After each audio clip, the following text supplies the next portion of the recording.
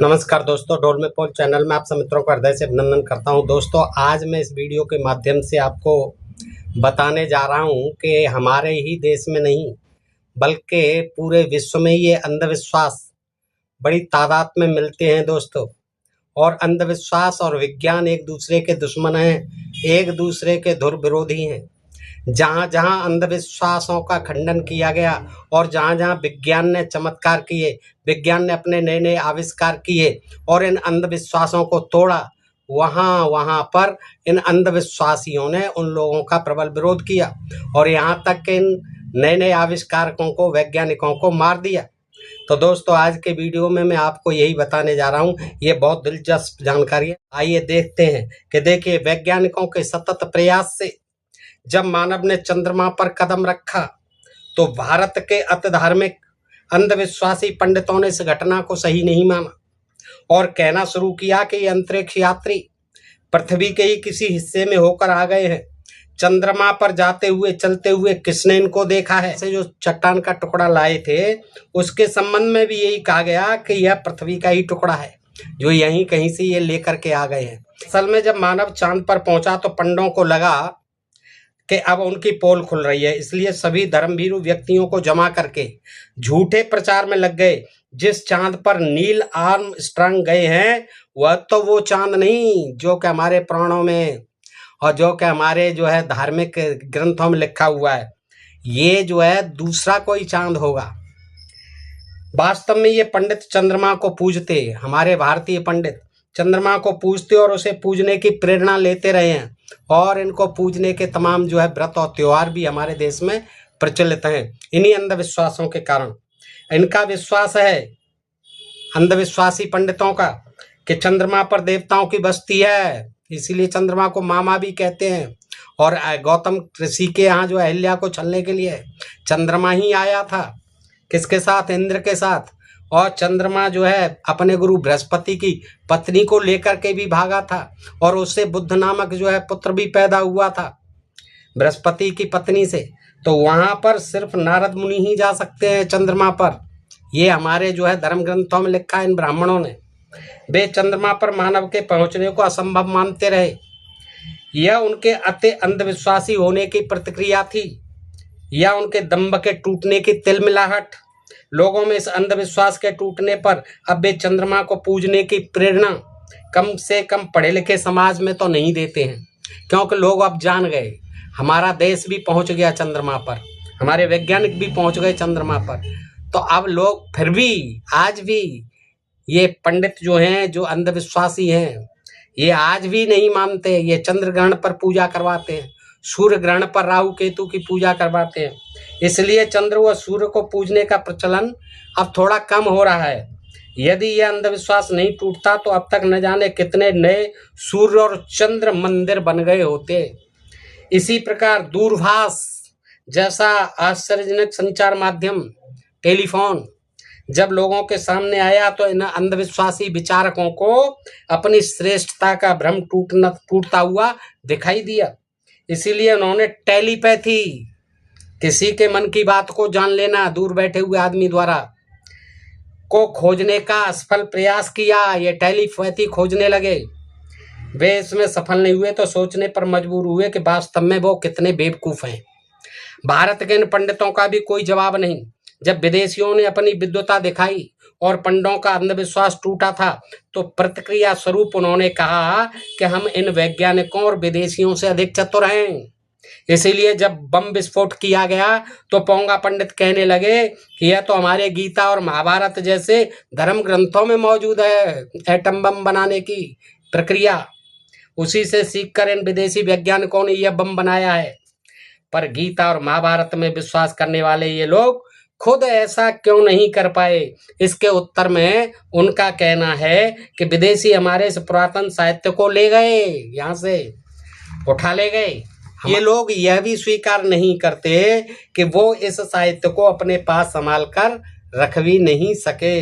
यहाँ एक मजेदार बात यह है कि महाभारत के युद्ध होने की सत्यता अत्याधुनिक वैज्ञानिक खोजों के बाद भी सिद्ध नहीं हो पाई है।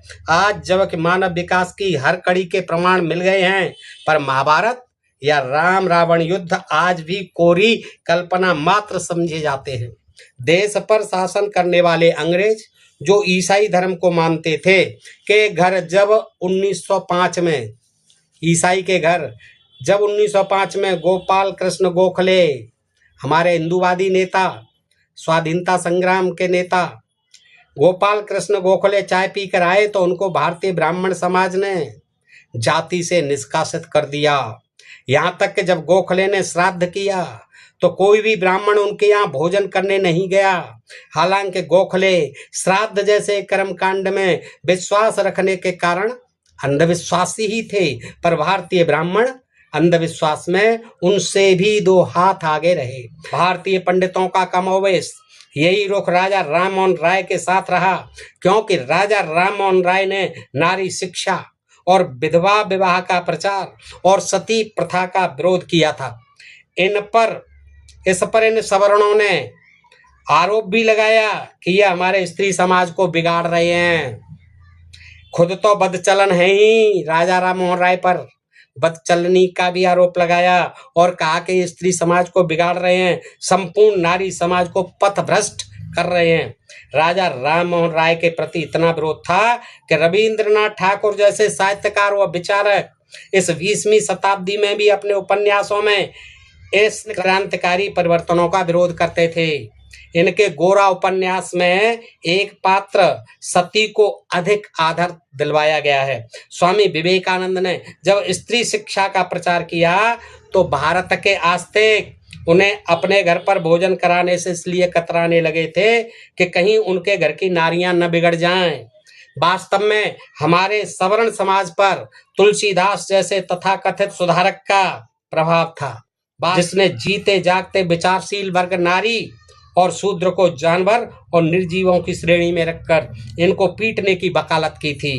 डोल गमार शूद्र पशु नारी ये सब ताड़न कई अधिकारी आज भी इसी कारण शूद्र व नारी के संबंध में यह धारणा ये लोग नहीं बदल पाए हैं। इतने आश्चर्य की बात है, जब तुलसी एवं ज्ञानेश्वर ने संस्कृत में लिखे धार्मिक साहित्य को जनभाषा में लिखा तो ब्राह्मणों ने उसका भी इसलिए विरोध किया था कि अब धार्मिक ज्ञान सभी को आसानी से मिल जाएगा और धर्म पर से उनका एकाधिकार हट जाएगा और उनकी हलवा पूरी बंद हो जाएगी। चंद्रमा की तरह जल वरुण देवता को भी पूजा जाता था, आज भी पूजा जाता है। इसलिए यह प्रचलित था कि इसके ऊपर से यात्रा करके जो भी जाएगा वह धर्म से निष्कासित कर दिया जाएगा।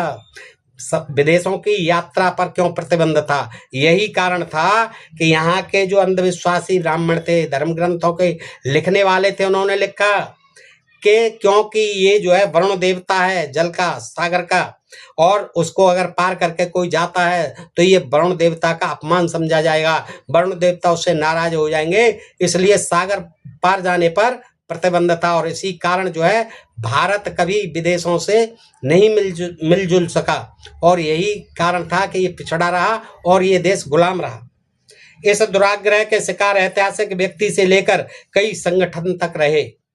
जब 1934 में कंपनी की सरकार ने सेना को जलमार्ग से बर्मा जाने का आदेश दिया तो भारतीय सैनिकों ने साफ मना कर दिया कि बर्मा भी नहीं जाएंगे। इसके फलस्वरूप सेना और पुलिस के बीच गोलीबारी हुई। अनेक सैनिक अंधविश्वास की बलवेदी पर मर मिटे। मोतीलाल नेहरू जब ब्रिटेन से पढ़कर जलमार्ग द्वारा वापस आए तो उन्हें जाति से निष्कासित कर दिया गया था। उस समय समाज के उच्च घरानों तक में अंधविश्वासों को माना जाता था। पोरबंदर स्टेट के दीवान का घराना तो शिक्षित संस्कृत घराना था, फिर भी गांधी जी की विदेश यात्रा के लिए दंड स्वरूप उसे समाज को दावत देकर ही छुटकारा मिला था। गांधी जी जब विदेश से वापस आए थे तो घोर अंधविश्वासी थे वो, क्योंकि उनकी मां के अनुसार उन्होंने निर्देशित ब्राह्मणों से अधिक को अपने हाथों से भोजन कराया। यही नहीं, उन्होंने 1933 में बिहार में आए भयंकर भूकंप के लिए पृथ्वी पर बढ़ रहे पोपों को दोषी माना और उसमें मरे नागरिकों को उन्होंने पापी कहा गांधी जी ने। ऐसा नहीं है कि गांधी जी जीवन भर घोर अंधविश्वासी रहे हों। लंदन में अपनी पढ़ाई के समय वह ब्राडला नास्तिक के अनुयायी भी रहे थे, लेकिन जब से उन्होंने अफ्रीका तथा स्वतंत्रता आंदोलन की राह पकड़ी तब से ऐसे सारे अंधविश्वासों से अपना पीछा छुड़ा लिया। 17वीं शताब्दी में जब गुरु नानक ने हरिद्वार में पुरोहितों को सूर्य के लिए पानी उलीचते देखा, उनको बहुत दुख हुआ। उन्होंने हिंदू समाज में व्याप्त अंधविश्वासों को निकालने का प्रयास किया। इसी तरह के संशोधन आगे चलकर सिख मत बन गए। इसी प्रकार बौद्ध धर्म, जैन धर्म और आर्य समाज की भी स्थापना हुई थी। परंतु अब ये सभी मत भी घोर अंधविश्वासों के शिकार हो चुके हैं। यद्यपि नई वैज्ञानिक खोजों ने इनको नई दिशा दी है, फिर भी ये वहीं के वहीं अड़े हुए हैं जहां पर इनके संस्थापकों ने उन्हें छोड़ा था। ऐसा नहीं है कि अंधविश्वास भारत में ही हो, विदेशों में भी अंधविश्वास फैले थे।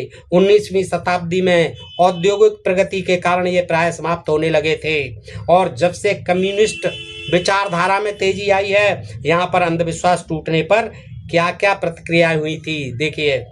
एथेंस यूनान के सुकरात ने जब युवकों से आंख मीचकर परंपराओं का अनुकरण न करने, कुछ भी करने से पूर्व उस पर सोचने और समझने और यदि सत्य पाएं तो अनुकरण करने के लिए कहा था। इसे आस्तिकों ने ईश्वर के विरुद्ध माना और इसीलिए सुकरात की हत्या कर दी गई।